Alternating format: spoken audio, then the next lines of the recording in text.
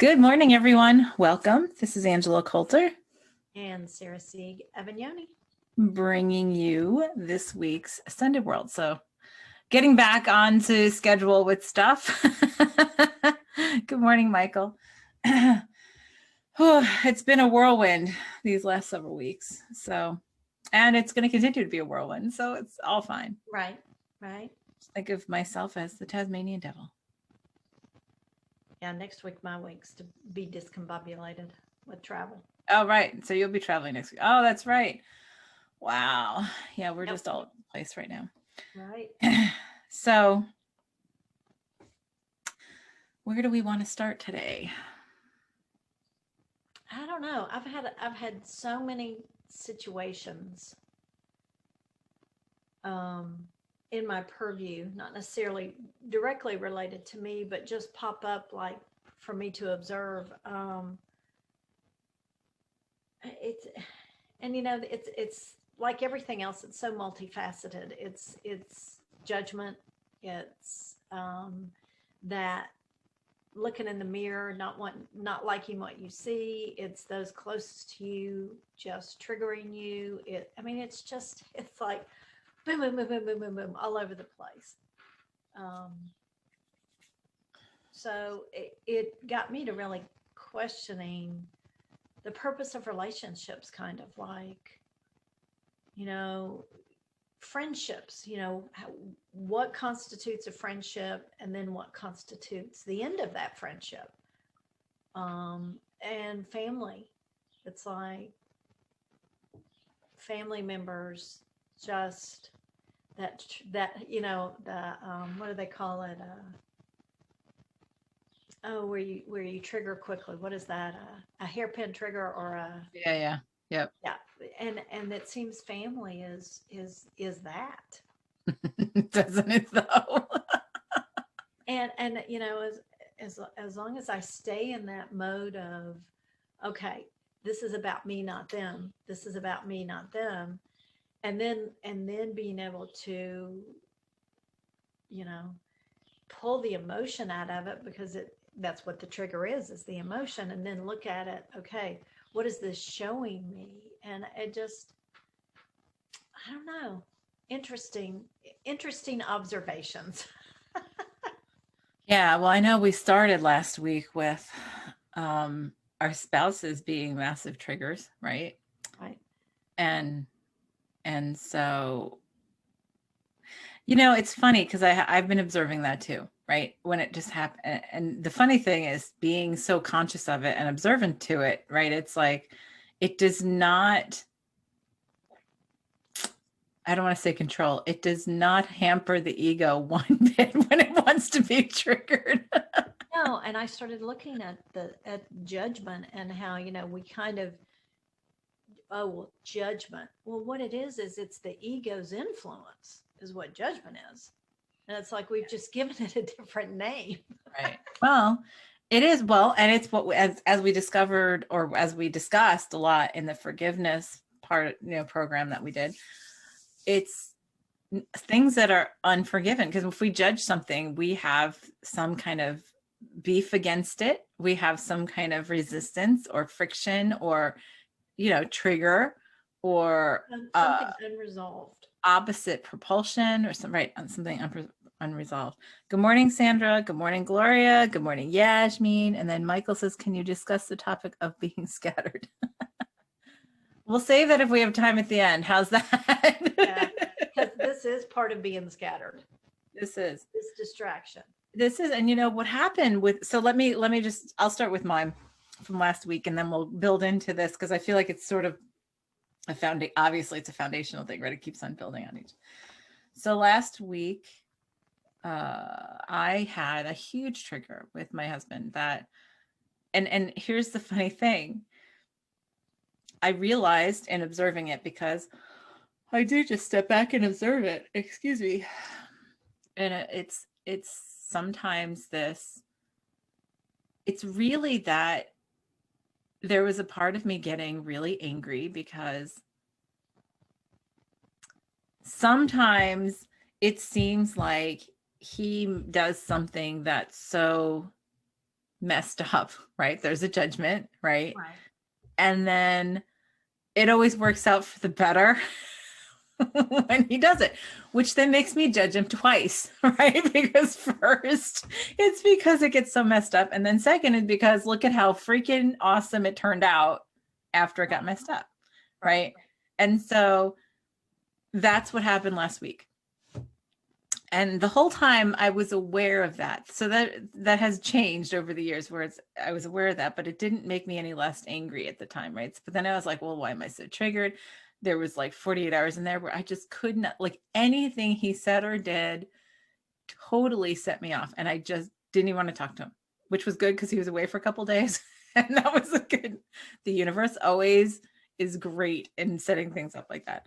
And so then I was like, okay, but the whole time I'm going, well, so why am I so triggered? Like, what am I so angry about? Because it does always work out and it does always end up, even though in the moment it seemed like it's such a mess, right?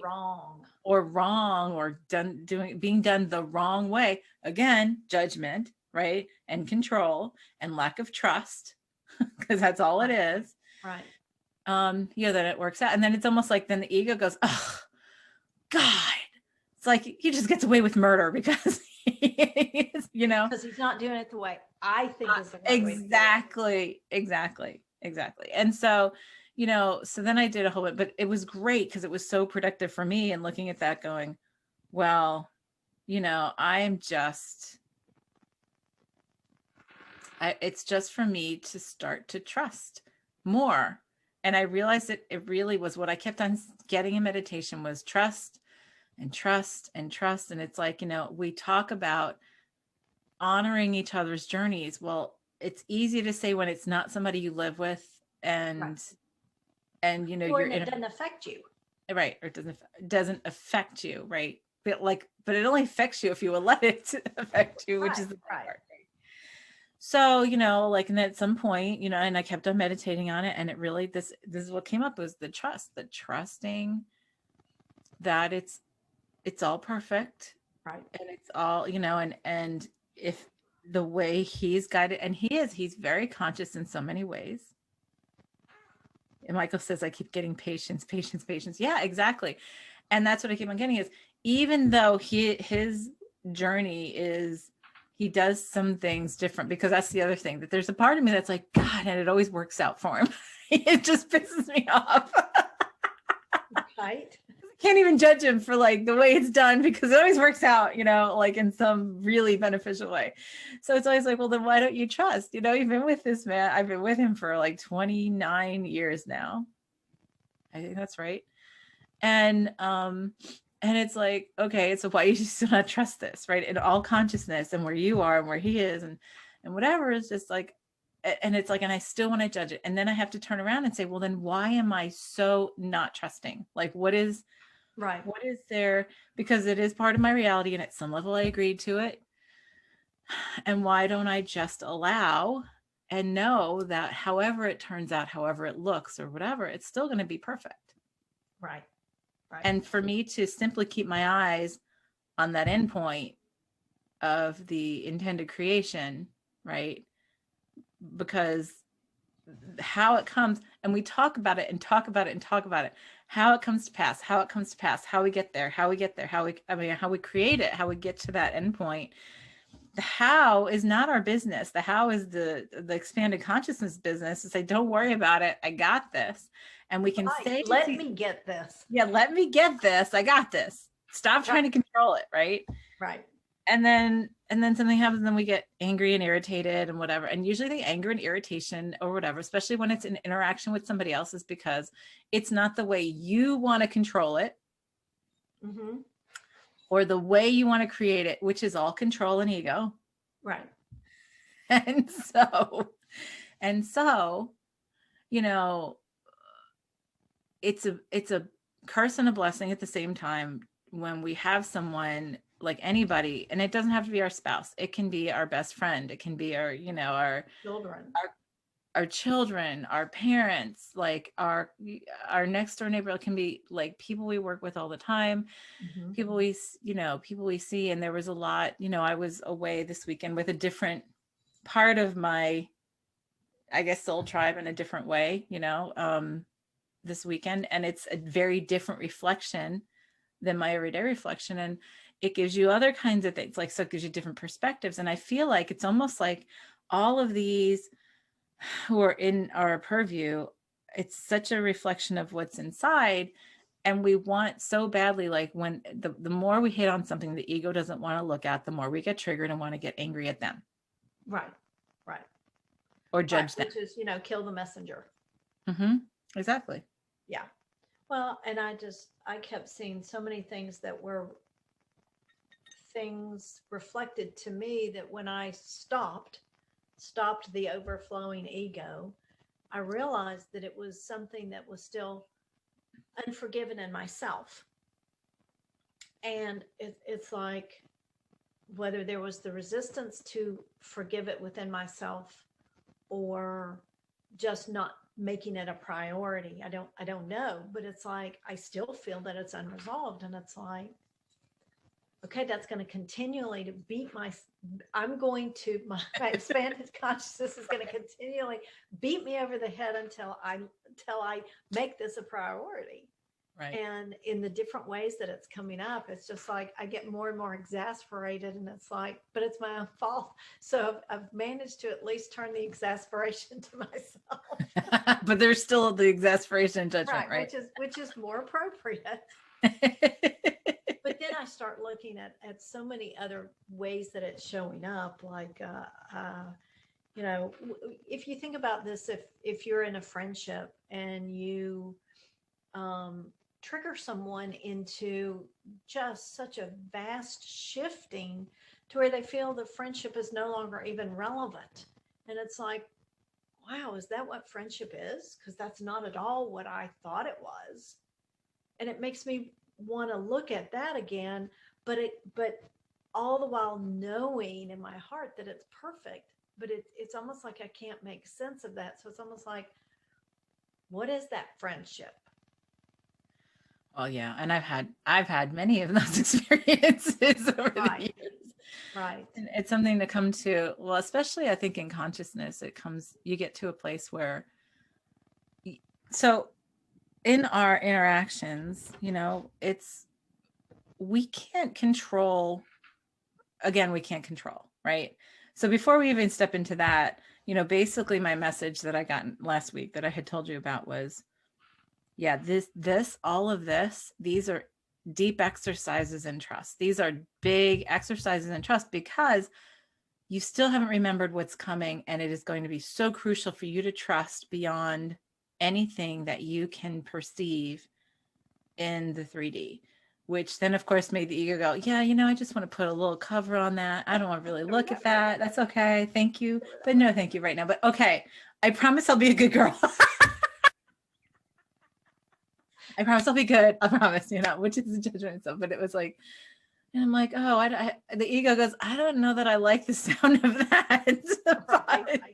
Right. Okay. And I think that was more of a collective thing, even more so than, like individual, but it doesn't even matter. It was a matter of not even judging that understand. Right. So the trust thing has been such a big thing on the forefront. So I laugh to myself because when I get that message, I go, holy crud, like all that the last 12 years has been a push in trust beyond what you conceive, trust beyond what you remember, all that kind of stuff. And so when we come to the friendship thing, it's like, I've had that with people who I thought were close friends, as you know. Right. And then it was just something that I simply presented in my truth from a place of love, or like something not presented, but something that, in being in my truth in a place of love. In many cases, it was like an open, authentic interaction between people over a long period of time that, then you begin to trust that we can be authentic and open and honest with each other. Right. And in a place of love and it's always, for me, the thing that's been great in shifting relationships has been, it's not projecting onto others, but taking the responsibility of that whatever interaction, or what I feel from that interaction for myself, right? Mm-hmm. Right. And that's another level of trust, because when you do have those situations, and I know which one you're talking about, specifically, it's like Right. that comes up where somebody just gets so triggered by some authentic representation that then they have to walk away. They feel they have to walk away from the relationship. Well, and it also seems that it, even if it ends in in the resolution of that trigger for the other person, the friendship never makes it back around, because either one, the purpose of the friendship has been fulfilled, Mm-hmm. maybe, Right. or two, they didn't come full circle and have gratitude for the whole thing. Right. Which is probably both.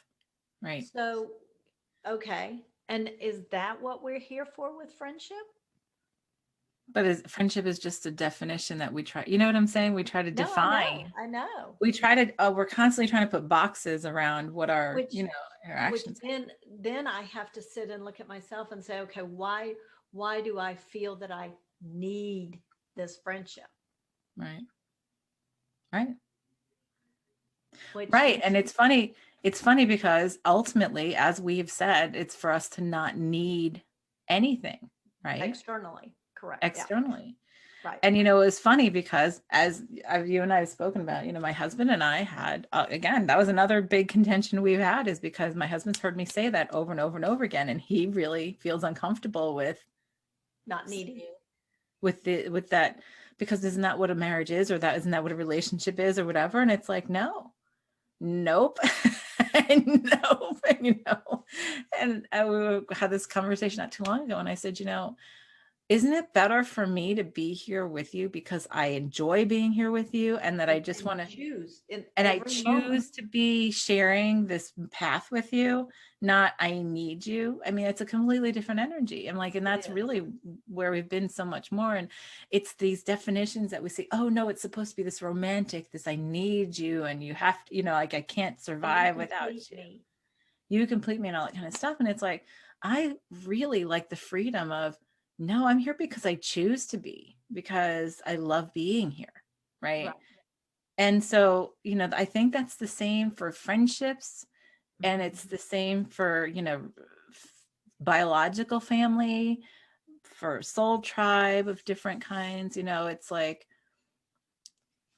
I think about it. So, like this weekend was, soul tribe with my martial arts family, right? Right. And it's a different thing, but the same. It's still very spiritual, and it's just a different facet of the whole like way of living and kind of stuff.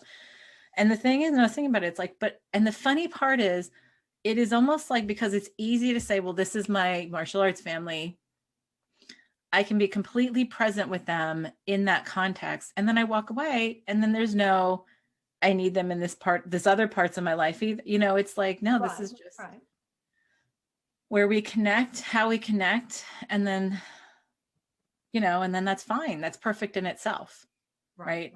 And I think for us, it's to get to that place of all of our relationships are recognizing whatever they present as they're perfect in itself, to create the reflection for us, as you're saying, Mm-hmm. that they need. And yeah. And so then the funny part is when on the end where you are the one who's been walked away from, Right.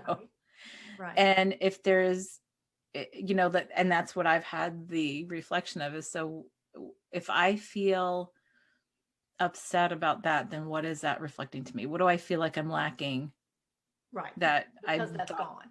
because that's gone, right? Right. Yep. And that's that. Then that was a lot of what I looked at yesterday, and then that triggered me about judging myself. You go down that rabbit hole. Right, right. Yep. Well, we put so much, well, okay, because what goes underneath that, the thing that goes underneath that is we put so much value, and we don't even see it. It's so deep. These are things that are so deeply embedded, is we put so much value on what other people, that how that people value us, or what they think of us, that we don't realize we incorporate that into what we believe about ourselves, right? And so we can say that until we turn blue in the face.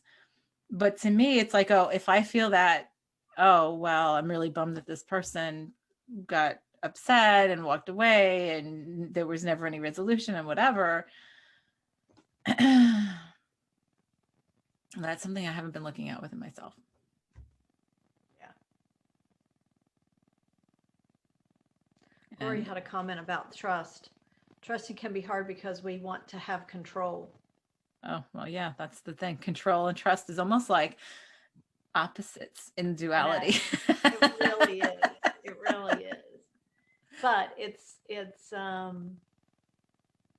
it's pushing that control to a higher level, to an expanded level.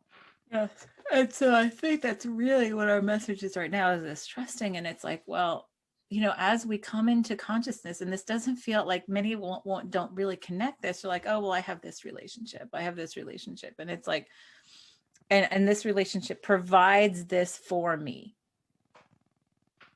which then underneath that means it provides something I believe I need.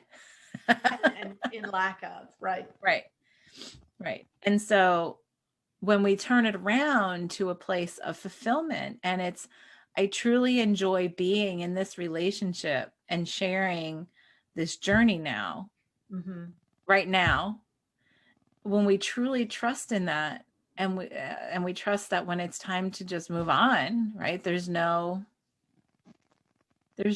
sadness, right? There's no judgment about it. It just is time. And so unfortunately, in many ways, we sever things when it's time to move on through some kind of, disagreement or something that clouds the issue almost. Or it gives us an excuse, to say, yeah, done. Instead of just saying, yep, done. It was great, because I will say over the past 10 years, it's been, excuse me, I'm sorry about that, y'all. Obviously, this is a big topic. Over the past 10 years, it's great to see a lot more people that I've worked with, as well as others that have chosen to say leave a marriage because it's just time to be done with it. Right. It doesn't have to be a big trauma. Yeah. And in fact, somebody in my family they just announced it recently, and everybody was like, wow. And they were saying, no, we're friends. We really respect and love each other. It's just, it's time for us to move on. And these are, not even a really long marriage. It was maybe, I don't know, 5 or 6 years. But that's, and culturally we judge that. But what's the matter with just saying, it's time for us to move into a different direction, right? And that can be for a marriage, a friendship, a family, or whatever. But we get so attached, right? And if that need of, I need to have this in my, and the same could be said for a job or a profession.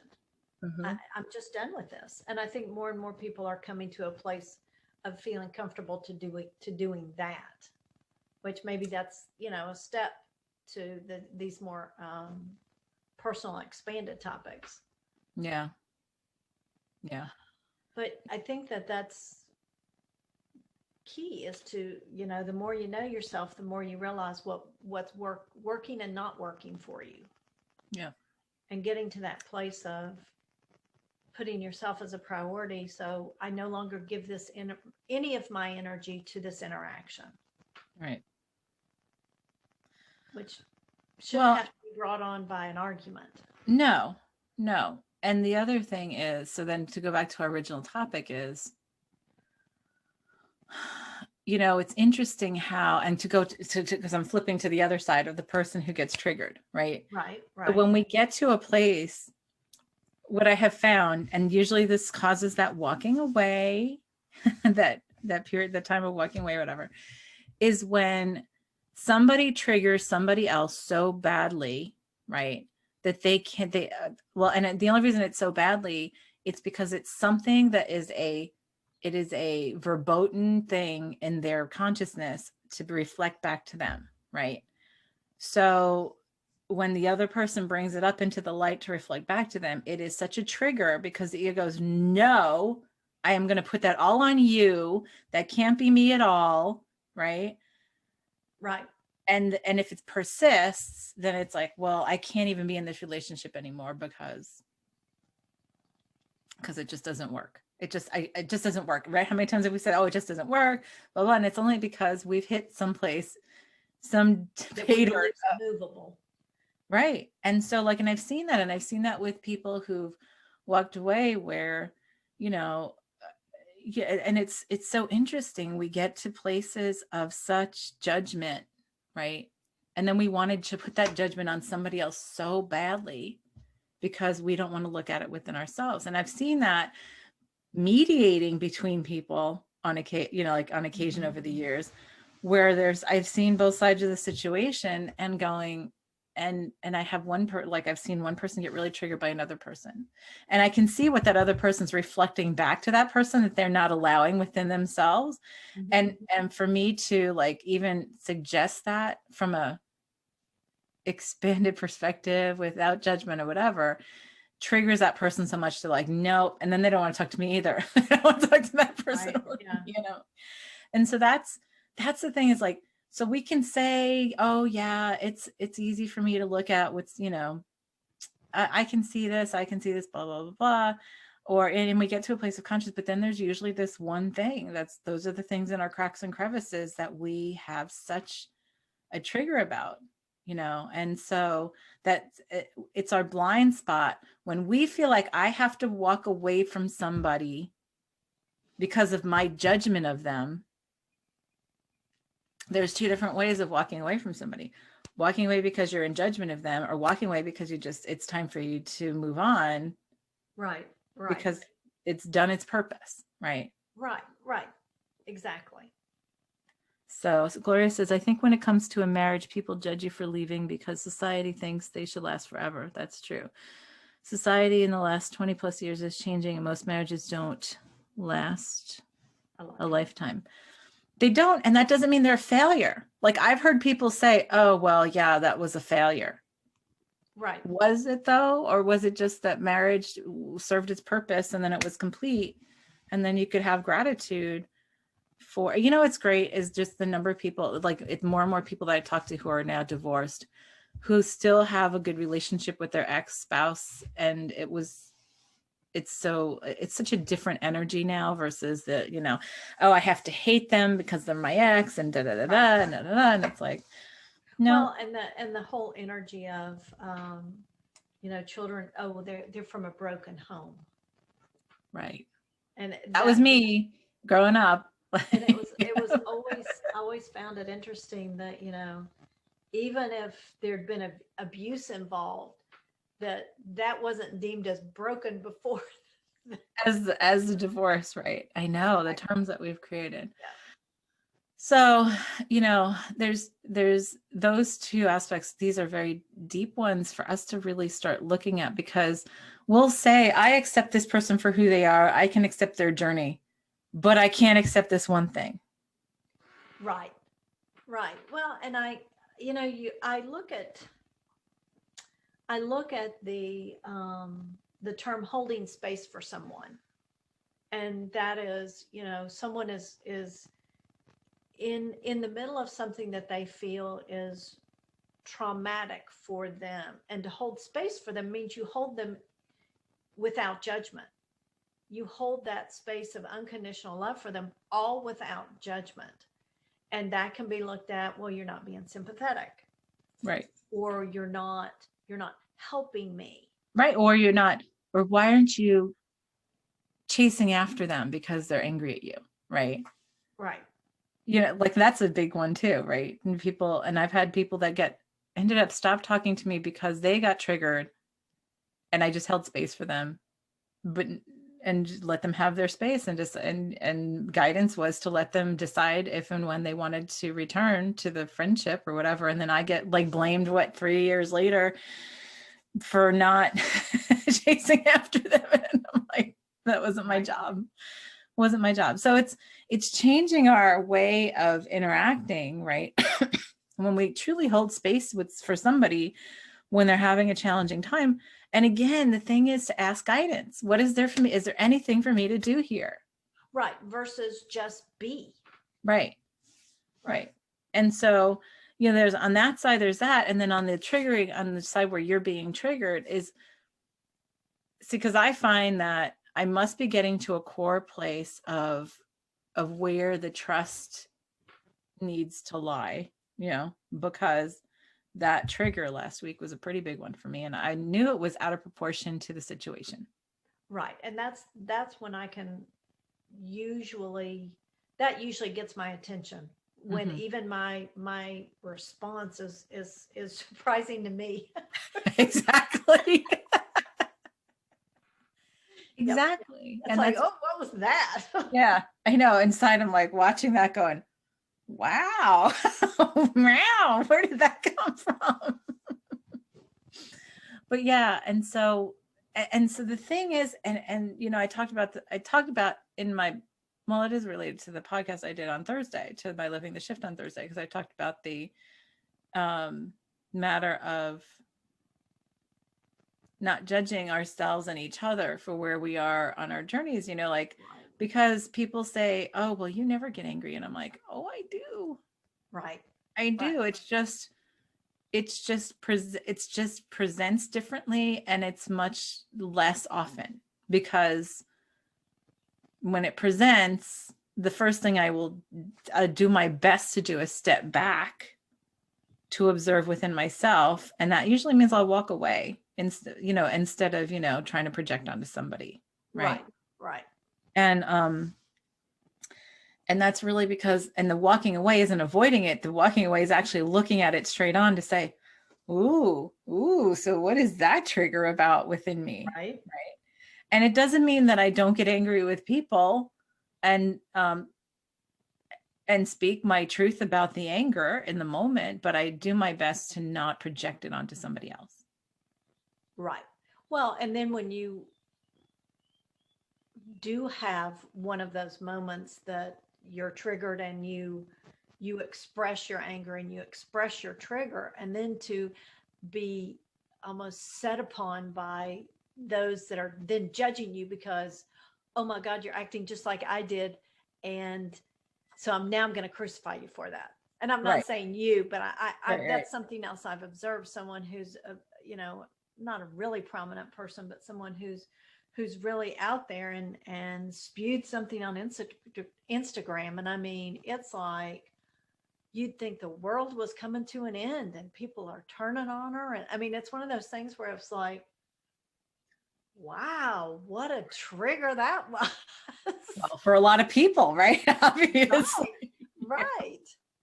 Yeah, I know. And that's the funny thing is, the more we get out there, right? And that's what I've had people say. I mean, people have gotten so upset because I have gotten mildly triggered or angry about something. Right. And then it's like, oh, well, who are you? And it's like, because I got triggered. Like you never do. Like, well, and I'm not allowed. So the thing is, I'm not allowed to ever be triggered, because even though I'm conscious of my trigger, like, because I'm conscious of all of that, that means I'm not allowed to ever get triggered. Right. Which is like, well, that's an unrealistic expectation. Right. Yeah. I mean, the only thing that I always say I commit to is I am totally self-responsible for my own triggers. And I do everything to keep myself in check when that happens. And the more I go in consciousness, the less often it happens. So it doesn't happen very often. And not only does it not happen very often, but when it does happen, it's usually so quick, and it usually processes through very quickly because I'm observant to it. And I'm like, okay. And usually, like, even in the moment, if I can't see what's bringing on that, whatever, that trigger, I'm just going to commit myself to I'm flowing. I'm going to flow through this whole thing. Right. Let it go. Right. And it's a much different way in defining our interactions with people, because yes, they are our soul family. They are the parts of us that are faceted as them, that have committed to being those mirrors that they become. Right. Yeah. Gloria says being human means we can get triggered. Well, I don't even want to say human. Having an ego causes triggering. Right. Being in separation. Yeah. Having any identity at all. And that doesn't, and so here's the thing, not just human, because anything with an ego gets triggered by different things. And I have had that experience. And yes, angels and archangels and how things are presented as ascended master and stuff, they also have egos and they also have triggers, because that's just a big, more expanded part of us. That's more Well, I and mean, more. you even talk about animals. Oh, well, that triggered a survival response. I Mhm. mean, it's same thing. Yep. Yep. And so Right. any individuality, which means ego, well, and triggering is all based in what? In what we call separation based energies and emotions, which is fear, anxiety, anger, judgment, blame, shame, guilt, doubt, sorrow, pain, all of that is is a trigger. And the Right. trigger comes from the ego. And because that all comes from resistance and denial and things that we don't want to look at within ourselves. Right. So woof. I mean, and that's everything. So when we start looking at that, the ego goes, oh, well, that's overwhelming. Thanks for pointing the finger to me. Right. It's like, oh, that's just way too much for me to look at. Let me just shut down real quick. I just need to go for a walk right now. Right. Right. Let me get a little nature in here. But I found that, it's just a matter of, and it's not so, yeah, we start defining our friendships differently. And Right. here's what it comes to when we commit to self-responsibility. Oh, look, there's one of our 7 topics. I know. And we commit to trusting, which is up another of our 7 topics. That's right. It changes the way we interact with people, because what I've noticed is that there are many people who I'm very connected with, and when we connect from a place of the heart and a place of love, and when we allow ourselves that connection that's in fluidity, then we can be in each other's reality for 5 minutes and then move on. And then when we're guided to be called together again, then we're guided to be called together again. And I have many people in my reality that are like that. It's like, okay, so I'll talk to them once and then a year will pass. Right. And it's like, I feel them with me as connected all the time, but it's not like they needed to be in my presented reality. But then all of a sudden it's like, oh, yep, it's time. It's time to gather, time to get together, time to connect, here. And then it's always perfect in whatever reason. And it's so fluid that way. So then there comes again, the interaction without need. Right. Right. And so we can say that. It's funny. The further in the peripheral of the soul tribe that we get, the more we're easy, the easier we find that. But the closer it gets to what we consider us, right? Like our kids and our Right. spouses. Right. Yeah, what we consider our core That foundational. nuclear family type relationship. Yeah, those are the ones that we are really attached to and really have expectations of, which means means we have beliefs that we have needs of, right? Mm-hmm. And there's that. We make decisions all the time based on, well, will my kids, because we want our kids to approve as adults even now, right? So Yeah. we want our kids to approve or engage with us in it or something like that, right? Or our spouse or our family in some way, shape, or form. Mm-hmm. And it's so very subtle. Oh, but it's I just did this little thing. I did this little sacrifice just so my kids would be happy, Right. Right. Yep. or my spouse, or whatever.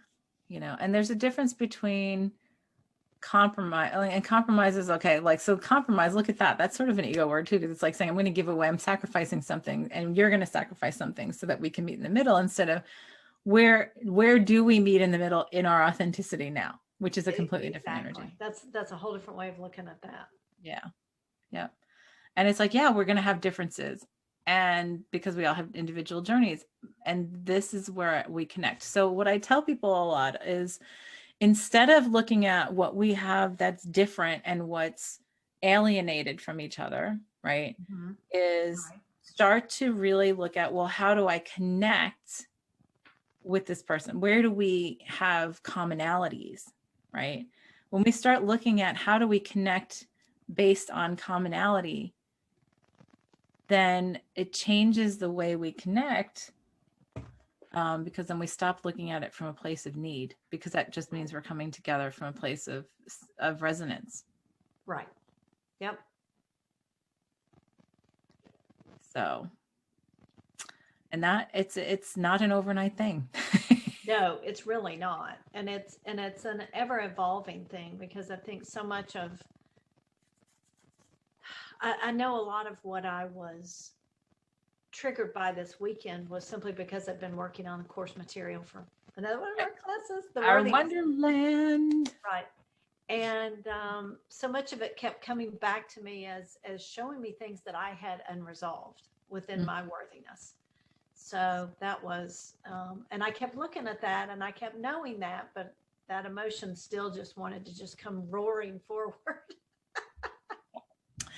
Well, because we think like, am I worthy? Like the subliminal thing is, right? If this person doesn't approve of this part of me, am I unworthy of being there, whatever, right? Right. Right. Name the role. Am I unworthy of being in this relationship? Am I unworthy of presenting myself this way because somebody doesn't believe it, right? Right. Or I believed I was worthy, only to be found out that they really didn't think I was, Right. which just really is like getting turned head over heels in a wave, you know? Yeah. It's like, whoa, what's that about? Yeah. Yeah. So there's a lot, there's so many, the key is realizing every relationship is a reflection Right. Right. of Right. you, right? Back to you. And sometimes, so like the thing is to always step back and ask guidance. What is there for me to see here? What is there for me to do? What is there for me to be? What is there for me to remember? Right. Right. I would like conscious clarity on, like, or let me create conscious clarity on what to remember that this is presenting to me to look at within myself. Because really, any relationship, regardless of how we define it, that's what it's doing. Right. Absolutely. I agree. I agree. Yeah. So, when we start taking all those definitions of friend or relative or whatever out of the park, because it's all soul tribe, because we're all here crossing each other's paths, which means that we're all connected, right? Anyway, Right. so, and we've all agreed to have the interaction that we've had, down to the person, at the DMV that you saw for 5 minutes. Right. And it's all perfect. It's all perfect. Right. There's no would have, could have, should have. Yeah. All perfect. And you start to appreciate all those interactions Right. in a much different light. So, the key, I guess, for us to do today for our session is, Well, I like what you said about maybe just remember to align with asking, what is there for me to be, do, have, remember. Yeah. remember, Yep. and all of that, and maybe just set the intention to align with that in everything we do, Yeah. not just when we're triggered. Right. Right. And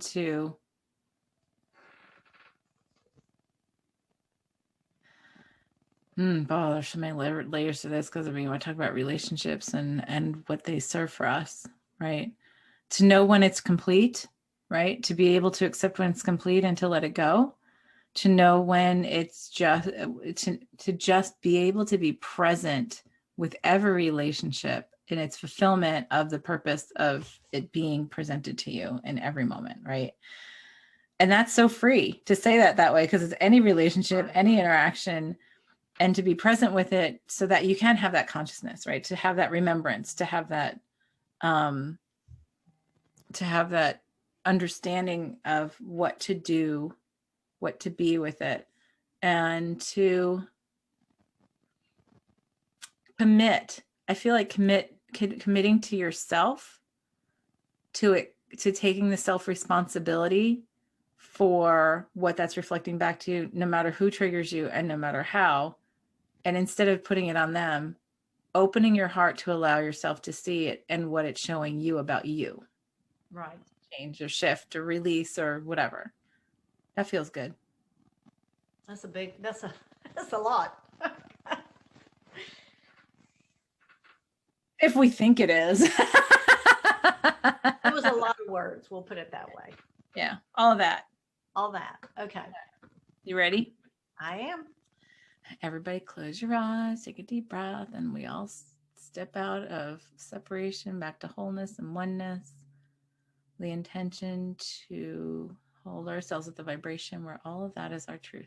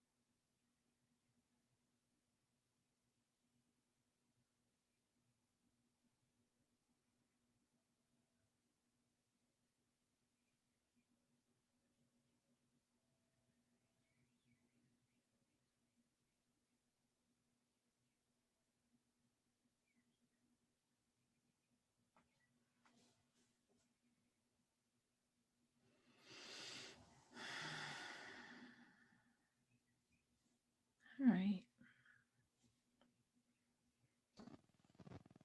Well, there was a lot of chattering out there. Yeah. Yeah, I feel like it finally got settled down and then we had to come back. I know. It felt nice at the end. It was like, oh yeah, you're right. That's so tiring. It was so funny. That was sort of like the collective, like, oh, okay. But what about this? What about this? And then it was like little by little, the voices just started to calm down, and it was like, shh. Yep. Right. This. Yes. And then gratitude. There was a lot of gratitude at the end. It felt really nice.